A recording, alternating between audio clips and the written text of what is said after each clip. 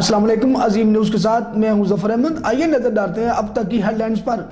Mega money laundering case की कराची की banking court में समाअत। आसिफ जरदारी और फरियाल तालपुर की जमानत में 23 जनवरी तक तौसील। हुसैन लवाई और अब्दुल गनी मजीद की भी पेशी।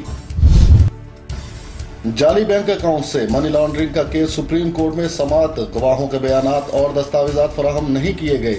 JIT के इल्जामात सियासी इंतकामात का नतीजा है। आसिफ अली जरदारी का जवाब जमा। नवाज शरीफ की सजा मुअत्तल करके जमानत पर रिहा करने की दरखास्त। सबकी नजरें इस्लामाबाद हाई कोर्ट पर।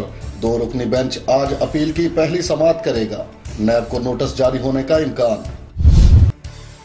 पाकिस्तान और UAE इंसदाद दहशतगर्दी के लिए मिलकर कोशिशें करने पर मुत्तफिक। तजारत में इजाफे के लिए टास्क फोर्स कायम करने का फैसला। दिफा और फौजी तरबियत में ताउन बढ़ाने का अज़म।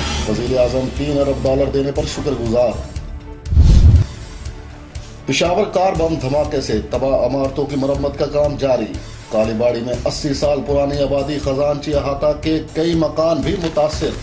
मुंतखब नुमाइंदे माली इमदाद का वादा करके भूल गए।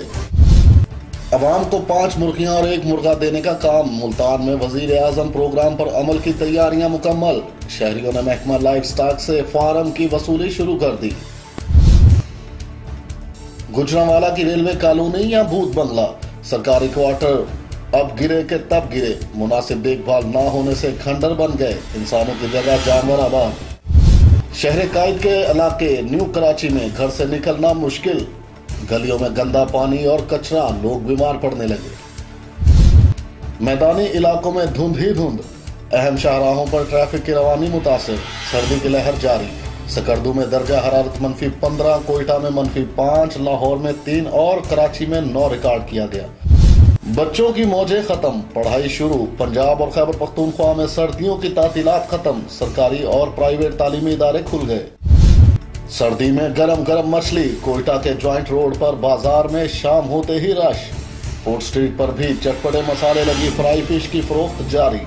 ये थी अब तक की हेडलाइंस। मजीद खबरों और अपडेट्स जानने के लिए विजिट कीजिए azimnews.tv।